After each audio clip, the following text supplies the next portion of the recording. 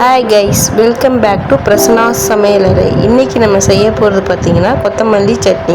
அதுக்கு தேவையான பொருட்கள்: கொத்தமல்லி, தேங்காய், பொட்டுக்கடலை, 1 இன்ச் இஞ்சி, 3 பல் பூண்டு, 3 பச்சை மிளகா, தாளிக்கிறதுக்கு கடுகு, காஞ்ச மிளகா, கருவேப்பிலை. இதுதான் அதுக்கு தேவையான பொருட்கள். ஒரு மிக்சி ஜாரில் கொத்தமல்லி, தேங்காய், இஞ்சி, பூண்டு, பொட்டுக்கடலை, பச்சை மிளகா இது எல்லாத்தையும் சேர்த்து நல்லா அரைச்சிக்கணும். கொத்தமல்லி இதில் நான் வதக்காமல் சேருங்க, அந்த ஃப்ளேவர் சூப்பராக இருக்கும்.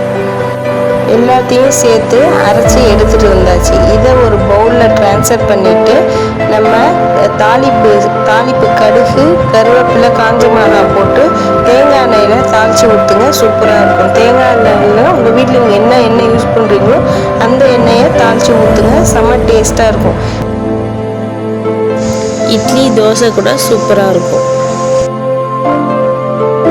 நீங்கள் இந்த சட்னியை உங்கள் வீட்டில் செஞ்சு பார்த்துட்டு என் சேனலுக்கு லைக் பண்ணுங்கள், சப்ஸ்கிரைப் பண்ணுங்கள், பெல் ஐக்கானை கிளிக் பண்ணுங்கள்.